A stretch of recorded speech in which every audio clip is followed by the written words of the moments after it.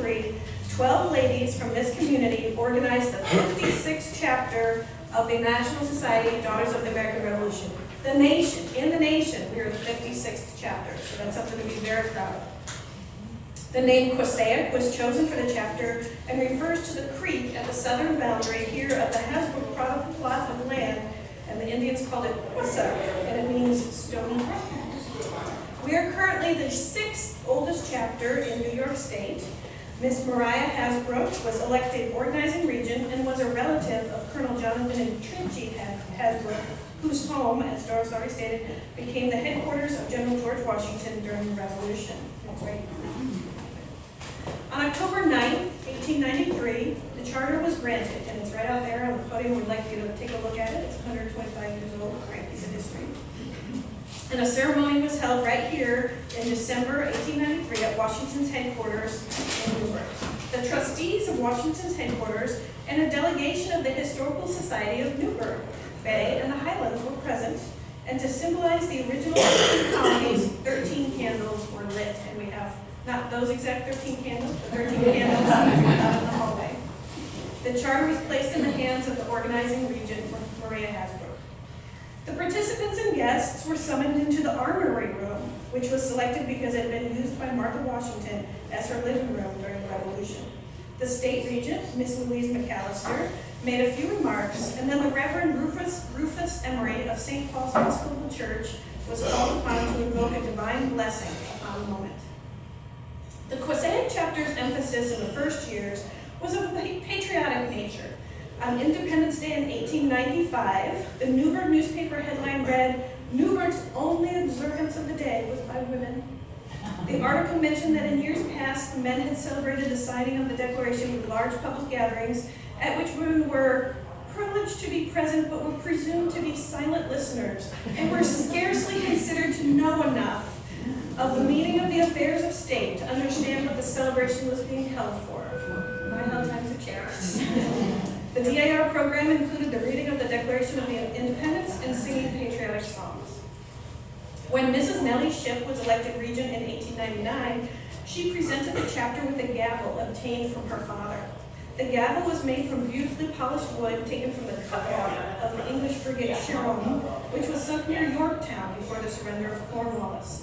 The coin fastened to one end was taken from the safe of the Cumberland, which was sunk by the Merrimack on March 8, 1862, and that gavel is out there on our artifact table. Another gavel in the possession of the Quassaick Chapter was made from a piece of wood from the Falls House, which stood on Little Britain Road. This house had been the headquarters of Brigadier General George Clinton during the Revolution. The gavel was made from this historic home, was presented to the chapter by Dr. William Stanbrough in 1914, and the Quassaick Chapter has also a historic marker at that house. During 1910, a memorial room was dedicated, furnished, and presented to St. Luke's Hospital here in Newburgh. The chapter members took great pride in this project.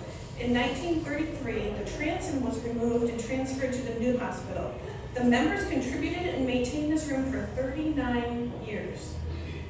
In June of 1895, several sprays of an ivy vine and 2 stalks of a lilac bush were planted here at Washington's headquarters.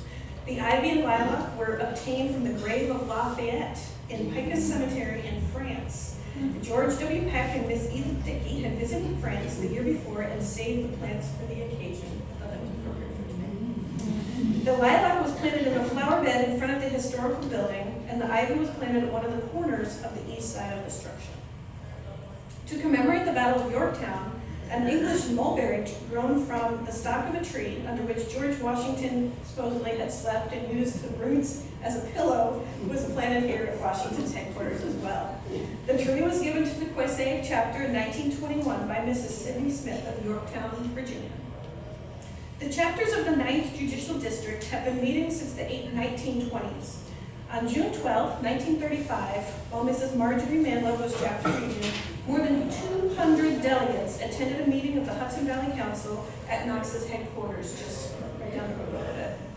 Mrs. Manlow served the New York State D.A.R. as state regent from 1941 to 1944, and was elected recording secretary general in 1944. She was unsuccessful in her bid to become president general in 1947, losing by just 55 votes of 2,317 cast. She lost to Mrs. O'Byrne from Indiana. Another one of our chapter members, Mrs. Elizabeth McKee, also served as state regent from 2004 to 2007 and vice president general from 2007 to 2010. During World War I, the chapter became a Red Cross auxiliary, and then during World War II, the members exhibited their patriotism by purchasing blood bags to support the Red Cross blood bank, and by making buddy bags for servicemen. Stamps were collected and sent to England, where the dye was extracted, and due to the superior dye used in American stamps, the English firms would pay 37 cents a pound for used stamps. In 1983, the Quassaick Chapter participated in the ceremonies dedicating the Peace Bell Tower, which was erected at the last encampment in New Windsor to commemorate the 200th anniversary of the cessation of hostilities by the Continental Army. A plaque was dedicated by the chapter at the Peace Bell Tower in 1985. Mrs. Phyllis Miller was regent at the time and was assisted by Mrs. Patricia Riley, vice regent, who just unfortunately passed away. The chapter members return periodically to ring the bell in celebration of Constitution Week in September and the shot heard around the world in April. The chapter members support the veterans of all wars. When the Desert Storm War ended and troops came home, Quassaick Chapter members participated in the Hudson Valley Appreciation Day Parade to honor all the troops who were involved in the Persian Gulf conflict. In 1991, when the American flag at the Orange County Veterans Memorial in Newburgh was worn out, the members contributed flags to fund the purchase of a new 6-foot by 10-foot American flag. They have also been given to schools, Girl Scout troops, and many other organizations when needed. In the late 2000s, the chapter spearheaded the adoption of the Warrior Transition Unit waiting room at West Point, donating comfort articles, snacks, and books for waiting families of our wounded, ill, and injured servicemen and women. We are very lucky to meet in an area rich in the history of the American Revolution. The chapter has emplaced 10 historic plaques and marked numerous revolutionary soldiers' graves since 1899, besides the Peace Bell Tower plaque, and there's a scrapbook of those endeavors here today at the artifact table in the hallway. From the very beginning, the chapter has encouraged students to study American history and the heroic deeds of their countrymen. Prizes have been and still are awarded each year to children in public schools for essays written on patriotic subjects. The Quassaick Chapter conducts an American History Essay Contest for 5th, 6th, 7th, and 8th grade students. A D.A.R. Good Citizen Award has been presented to local high school seniors who have exhibited the qualities of good citizenship since at least 1956.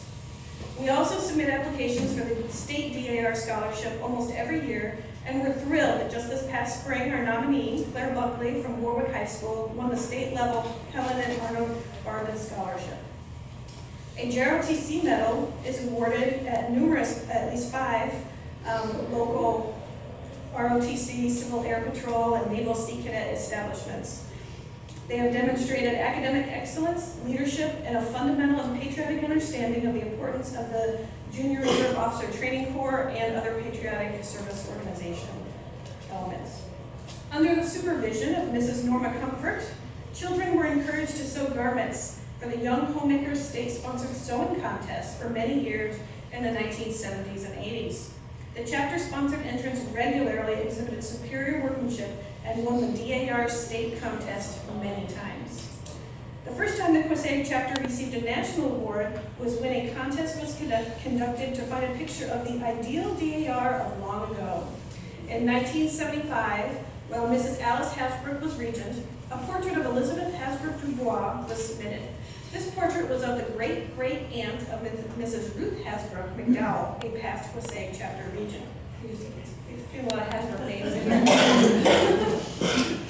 In 1993, the chapter sponsored Mrs. Marcy Blatt, an American history teacher who was presented the National Society's 1993 Outstanding Teacher of American History Award at the 102nd Continental Congress. Mrs. Blatt was a teacher at the Monroe Woodbury Senior High School and was also presented the American History Medal during the New York State Luncheon in Washington, D.C. There are so many other accomplishments of the Quassaick Chapter, and every chapter member has amazing stories of service, not only in D.A.R., but in the community as well. I've brought just a small sample of some of our archives with me today. Please take the time to carefully look through our 125 years of history. As I digitized all of our records and scrapbooks a few years ago, the common thread I noticed was that Quassaick has always averaged just under 50 members, and while we are a smallish chapter, we have withstood the test of time. Just over 450 women, many of them related, as you've heard, have been members of Quassaick Chapter, National Society of Daughters of the American Revolution, since 1893. And we hope that 125 years from now, our descendants will be meeting here at Washington's headquarters for our 250th anniversary celebration.